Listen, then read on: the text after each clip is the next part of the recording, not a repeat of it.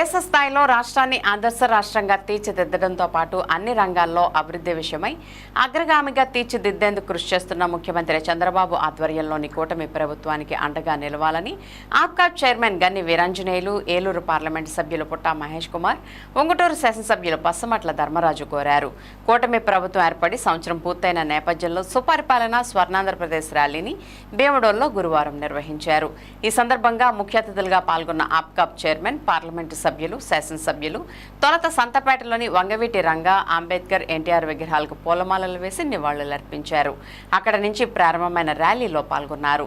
మార్గ మధ్యంలో గాంధీబొమ్మ సెంటర్లోని గాంధీ విగ్రహానికి, పంచాయతీ కార్యాలయం వద్ద గల విగ్రహానికి పూలమాలలు వేశారు. అనంతరం పంచాయతీ కార్యాలయంలో ఏర్పాటు చేసిన సభలో పాల్గొని కూటమి పాలన ఏడాది పూర్తయిన సందర్భంగా కేక్ను కట్ చేశారు. ముఖ్యమంత్రి చంద్రబాబు, ఉప ముఖ్యమంత్రి పవన్ కళ్యాణ్ చిత్రపటాలకు పాలాభిషేకాలు చేశారు.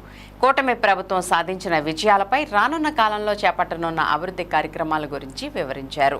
కార్యక్రమంలో మండల స్థాయి అధికారులతో పాటు వివిధ హోదాలు గల కూటమి నాయకులు, ప్రముఖులు పాల్గొన్నారు.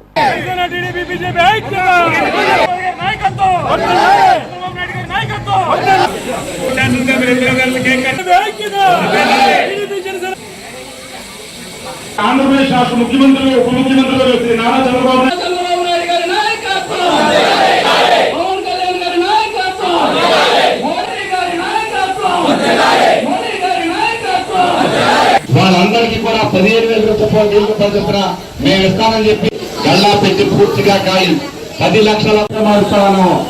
ఏదైతే ఈ కూటమి ప్రభుత్వం ఎలక్షన్ ముందు మాట ఇచ్చిందో వచ్చిన రోజునే 3,000 నుంచి 4,000కి పెంచడం, అలాగే మనకి దీపం పథకం ద్వారా 3 సిలిండర్లు ఇవ్వటం, అలాగే ఈ రోజున మనకి తల్లికి వందనాన్ని ఈ రోజు అమలుపరచడం, అది కూడా ఈ రోజు ఇవ్వటం, మన అలాగే అన్నదాత సుఖీభావ ద్వారా రైతన్నులు అందరికీ కూడా వారికి కూడా ఇవ్వటం, అలాగే మనకి ఆగస్టు 15 నుంచి ఉచిత బస్సును కూడా ప్రారంభించడం, అన్ని సంక్షేమ కార్యక్రమాలను కూడా ఏదైతే ఎలక్షన్ ముందు చెప్పామో దానికి కట్టుబడి అన్నిటిని కూడా మేము ముందుకు తీసుకెళ్తాం.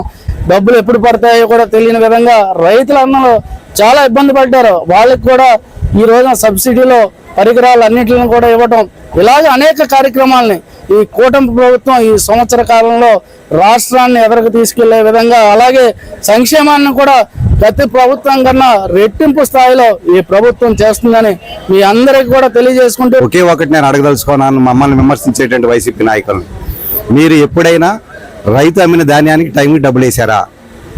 ఎప్పుడైనా వేసారా? మేము వేసాం. చూపిస్తున్నాం, 24 గంటలు వేసాం. నువ్వు బకాయి పెట్టిన 1,672 కోట్లు కూడా మేము ఇచ్చాం. నువ్వు 2,000 పెన్షన్ 3,000 పెంచుతానన్నావు. ఎన్నాళ్ళకి పెంచావు? 4 సంవత్సరాలు నువ్వు దిగిపోయి ముందుకు పెంచావు.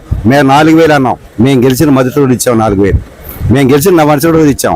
పోలవరం అన్నావు, మొత్తం పడుకోబెట్టేసావు. దయాఫ్రమాలు చెడగొట్టేసావు. ఈవేళ మేము 15,000 కోట్ల రూపాయలు సెంట్రల్ గ్రాంట్ తెచ్చి ఆ పోలవరాన్ని పూర్తి చేస్తా ఉన్నాం.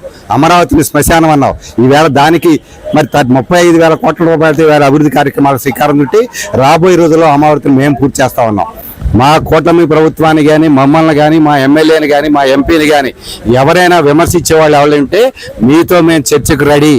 ఈ నియోజకవర్గం అయినా, ఈ జిల్లా అయినా, ఈ రాష్ట్రం అయినా నీ 4 సంవత్సరాల అసమర్థ పరిపాలన, ఎందుకంటే 1 సంవత్సరం ఏం చేయలే, 4 సంవత్సరాలు నువ్వు పరిపాలన చేసావు. నీ అసమర్థ పాలనకి ఈ సంవత్సరంలో కూటమి పాలించినటువంటి సమర్థ పాలనకి డిబేటింగ్ మేము రెడీగా ఉన్నాం.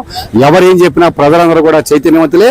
చంద్రబాబు నాయుడు గారి యొక్క నాయకత్వంలో, పవన్ కళ్యాణ్ గారి యొక్క సహకారంతో, మోదీ గారి యొక్క ఆశీస్సులతో రాబోయే 4 సంవత్సరాల్లో ఈ రాష్ట్రం అన్ని విధాలుగా కూడా అభివృద్ధి చెందుతుంది అనటంలో ఎటువంటి సందేహం లేదని ఈ రాష్ట్ర ప్రజలందరూ కూడా నమ్ముతున్నారని మీ ద్వారా అందరికీ కూడా తెలియజేస్తాం.